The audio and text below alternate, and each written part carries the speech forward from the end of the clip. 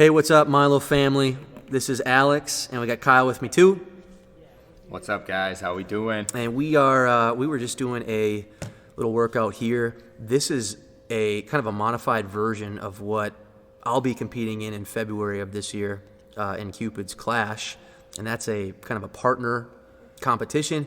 This workout is an 8-minute AMRAP, and we have 6 bar muscle ups, 9 power cleans at 185 pounds, and 21 wall balls. And the wall balls are with a 30-pounder, and that got to us pretty quickly. So we're just going to kind of talk through this as we're going.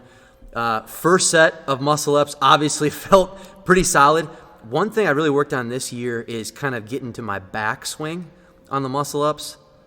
And so here I'm cleaning. Like Alex said, we have to break up 9 power cleans. The prescription weight for this was 185 pounds. That's what Alex is doing here.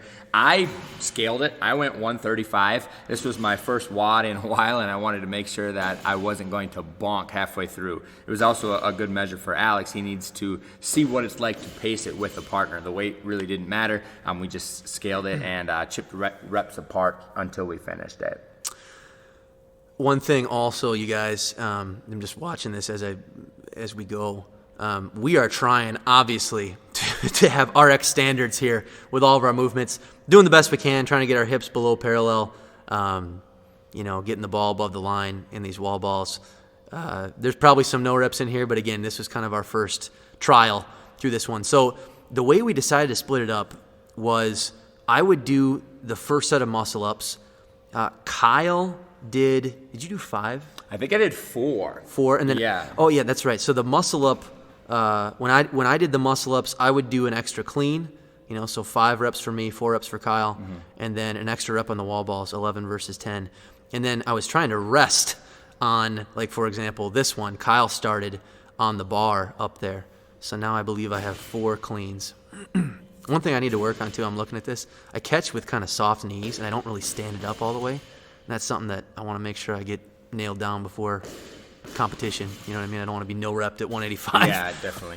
I think this is kind of a cool way for us to practice cycling some of these. I mean, I'm in the same boat. I almost do a modified muscle clean. I don't move my feet at all. I don't receive the barbell much. It's kind of just cycling through as quickly and efficiently as possible. And that looks different for everybody. Yeah. Well, you are obviously very strong at 135. You're tossing around 185. We kind of thought, okay, let's try to do unbroken reps. I was basically just following the bar to the floor, but you can see, I mean, as these rounds, we get a little bit deeper into this workout, we get gassed pretty quickly, and we start doing 1, 1, 1, which to me, there's not a huge difference. Sorry we keep clearing our throat, guys, also. We literally just finished a different workout and got the cardio cough a little bit. Coughing is not a laughing matter these days, so I don't want you to think that we're sick. But here, so this would be my second round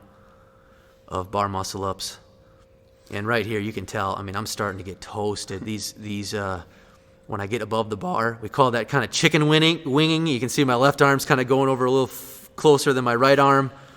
Kyle's still looking strong on the cleans.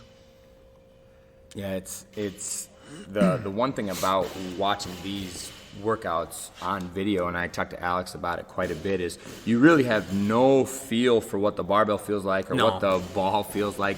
You're kind of watching it, and it looks marginally easy when we're doing it, but if you pay really close attention, especially on our wall balls, that 30-pound ball feels crazy heavy when it's falling from 10 feet. I mean, it doesn't sound like much, but each time you caught it, it was like, holy smokes, I definitely can tell that I'm throwing something substantial here. And guys, I mean, I'll be honest, right here you can see if I'm down in that crouch position, I'm hurting. So we are not even 4 minutes into this 8-minute workout, and we're like, oh my gosh, this is getting toasty.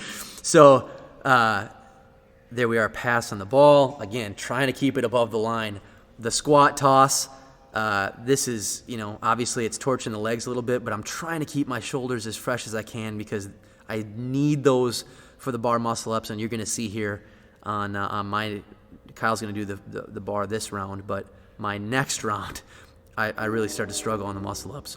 So I modified. I can't cycle bar muscle ups together really smoothly. So in order to give Alex a rough estimate of what this looks like with a partner, I modified the movement to a jump pull up. My jump pull ups timing was pretty similar to Alex's muscle up timing.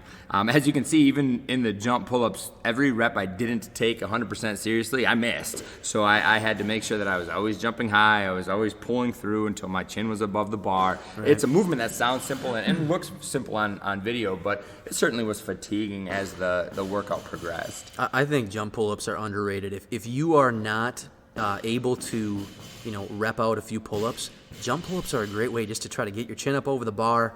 You're using your whole body. It's a great metabolic movement.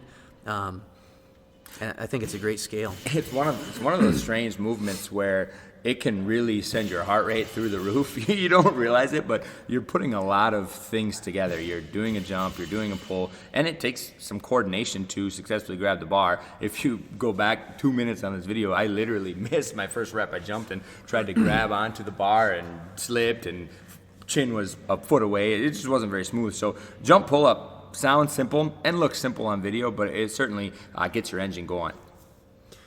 So you can see this is finishing up round 4. We've got just over 2 minutes remaining, and we're about to start our 5th round. Our goal was to get 5 rounds, and you're going to see how close we are. The part that Alex didn't talk about at all is as soon as the 8-minute workout is complete, his second workout started, and you'll see what we're talking about here. Oh, yeah, how could I forget that? But keep in mind that when the 8-minute timer runs out, I'm done.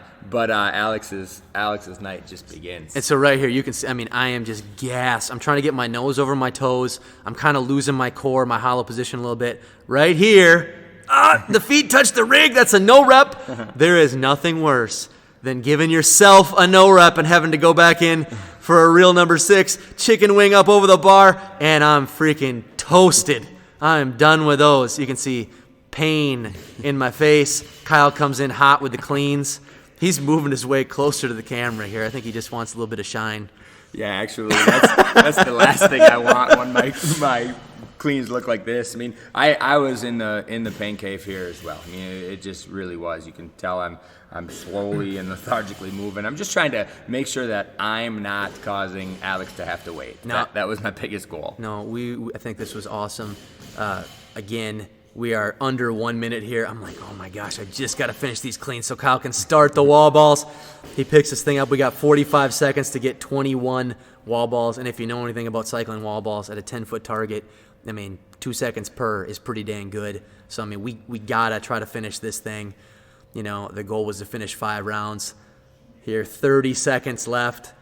Definitely both of us in the pain cave. And as Kyle alluded to, immediately after this workout is done, in the competition, there's a part B to this workout, which is that ski erg, which you see right next to us. So you're going to see I'm finishing up these wall balls. I hit them literally, 757 or 758 or something like this. Here we go. Oh, man! With the clutch shot there at the buzzer, we finish 5 rounds on the dot, and then I get right onto the ski erg. I'm hitting just ski, and I've got 600 meters, okay? When I'm fresh, this is obviously a very different workout, although watching this back on camera, I feel like that looks fairly fast compared to how I was feeling. Every stroke on that ski erg felt like a mountain. And this is one of those things, you guys, similar to a rolling ergometer, or even I'll compare it to the assault bike.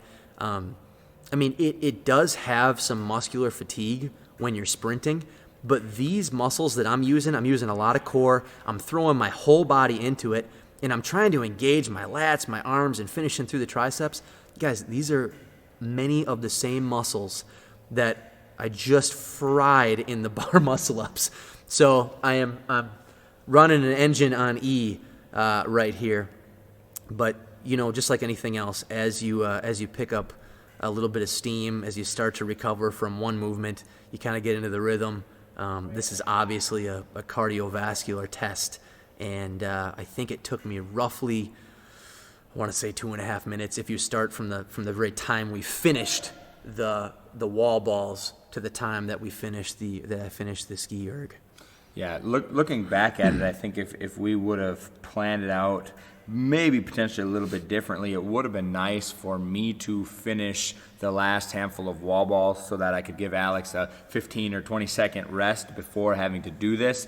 I actually did my wall balls until 7:35 or whatever, and then Alex finished until the 8 minutes. So looking back, if we could have split that where Alex started at the 7 and went to 7:30, and then I went from 7:30 until 8 minutes, that extra 30 seconds may have helped him shave a few seconds off of this. But 100%. I mean, you were still pretty strong. I don't know necessarily how much faster you could have gone, but it definitely would have helped to come at it a little bit fresher. Gosh, and right here, dude, I appreciate you, bro. Look at this. You mustered up the strength to get out the bench and come cheer me on for the last few meters here. I can definitely tell I'm picking up some speed, which means I must be close to finishing because I know I can go hard in the last, 30 seconds. Anybody can go hard for 30 seconds, you guys. I always tell people you got to try to finish strong, finish on a high note. This is definitely where it was hurting. And great workout, though. I'm excited for a competition in February. We always dap each other up, obviously, after a good one like that. We sat and sweat after this, and you can see I'm about to bring it over and narrate a little bit. So, again, guys, thanks for joining us. Appreciate y'all. Looking forward to giving you guys some more workouts like this. Take care. That is some kind of combination of sweat and spit and snot. Let's go. Let's go, baby.